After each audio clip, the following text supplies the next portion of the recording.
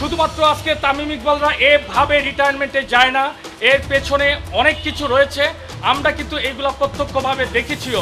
3 লাখ টাকা বাজেটের ভিতরে আপনি 80,000 দিয়ে জার্সি বানাইছেন, আর আপনি বাকি টাকা কোনো হিসাব নাই। তাহলে তদন্ত করা উচিত এবং সঠিক সিদ্ধান্তটা জানা উচিত যে কারা এসব কলকাঠি নাড়ছে। তো কারো যদি এরকম হয় সে খেলা রিটায়ার করে যে রাজনীতি করুক, দ্যাটস ফেয়ার এনাফ।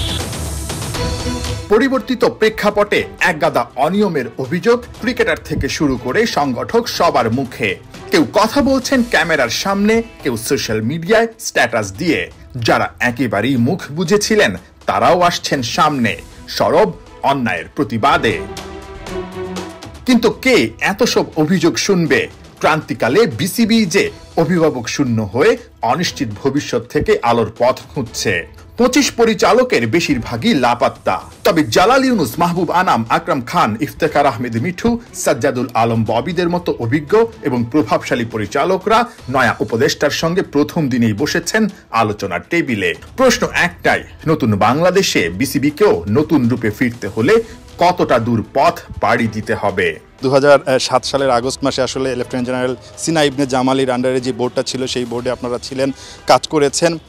ওই সময় নিশ্চয়ই কিছু বিষয় প্রায়োরিটি দিয়ে আপনারা করেছেন। এখনও কিন্তু আমরা অনেক ক্রিকেটারদেরকে দেখছি যে বৈষম্য বিরোধী আন্দোলনটা হচ্ছে, সেই বৈষম্য বিরোধী আন্দোলনের সঙ্গে সুর মিলিয়ে ক্রিকেটাররাও কিন্তু বলছেন অনেকের সঙ্গে বৈষম্য হয়েছে, অনেকে সুযোগ পাননি, অনেক ধরনের কি বলবো আসলে অনৈতিক ব্যাপার স্যাপার হয়েছে যেগুলো কিনা আসলে হওয়া উচিত না ক্রিকেট বোর্ডে। ক্রিকেট বাংলাদেশকে অনেক দূরে নিয়ে গেছে বিশ্বের বুকে।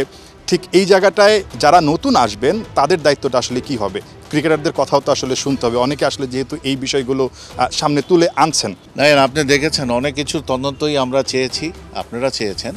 তদন্ত কিন্তু আসলে কাগজে কলমেই থেকে গেছে, কোনোদিনই পাবলিশড হয় নাই। এই জিনিসগুলো বাস্তবায়ন করা খুব প্রয়োজন আমাদের পরবর্তী ভবিষ্যতে, যাতে আমরা ওই মিস্টেকগুলো না করি।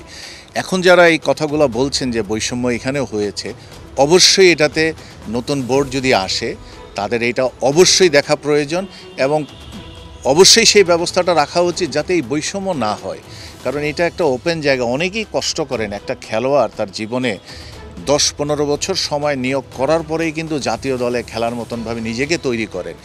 এই জায়গায় যদি উনি বঞ্চিত হন, এই জায়গায় যদি সঠিক বিচারটা না পান, তাহলে কিন্তু অত্যন্ত দুঃখের বিষয়। সুযোগ সন্ধানী যারা আছেন তাদেরকে আমাদের পরিহার করা উচিত, তাদেরকে আমাদের আসলে বঞ্চিত না বলবো, তাদের থেকে একদম আলাদা থাকা উচিত আমাদের। একদম নিরপেক্ষ যারা আছেন, যাদের দক্ষতা আছে, বহু লোক আছে বাংলাদেশে যারা এগুলো করতে পারেন, চালাতে পারে, তারা যদি আসে তাহলে যারা বঞ্চিত হয়েছেন, যাদের আক্ষেপ আছে, ভবিষ্যতে যেন আর কেউ না হয়, সঠিক কাজটা যেন হয়। আমাদের দেশীয় কোচরা যেন সঠিক মূল্যায়ন পান, দেশীয় যারা টেকনিশিয়ান আছেন তারা পান, এইটাই তো আমাদের কাম্য। সেই জায়গাগুলোয় কিন্তু নতুন বোর্ড আসলে হবে, কারণ তাদেরকে যদি আপনি টার্মস অফ রেফারেন্সটা ওইভাবে দেন এবং আমাদের বিসিবির যে কি বলবো এটা সংবিধান আছে, এইটার একটা পরিবর্তন কিন্তু সাংঘাতিকভাবে সময় উপযোগী পরিবর্তন প্রয়োজন।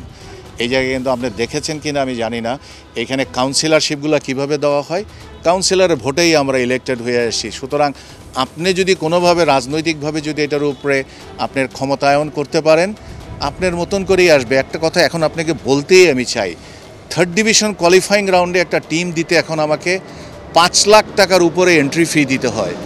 ছোট্ট একটা টিম দিতে কোন দলটা আসবে 5 লাখ টাকা দিয়ে? তার মানে হচ্ছে যারা বিসিবিতে আছেন তারাই কিন্তু এই 5 লাখ টাকা দিয়ে এন্ট্রি দিয়ে টিমগুলোকে দেয়, তারাই কোয়ালিফাই করে উপরে হয়, তারাই কাউন্সিলরশিপ। এই জায়গাগুলোকে ওপেন করা প্রয়োজন, যাতে কাউন্সিলরশিপ কিভাবে দিচ্ছেন যারা ক্রিকেট খেলে না, যারা ক্রিকেটের সাথে জড়িত না, যারা ক্রিকেটের সাথে কোনো রকমের ডিস্ট্রিক্ট ডিভিশন কোথাও নাই, কিন্তু রাজনৈতিক পরিচয়ে তারা কাউন্সিলরশিপ নিয়ে তারা আসছেন।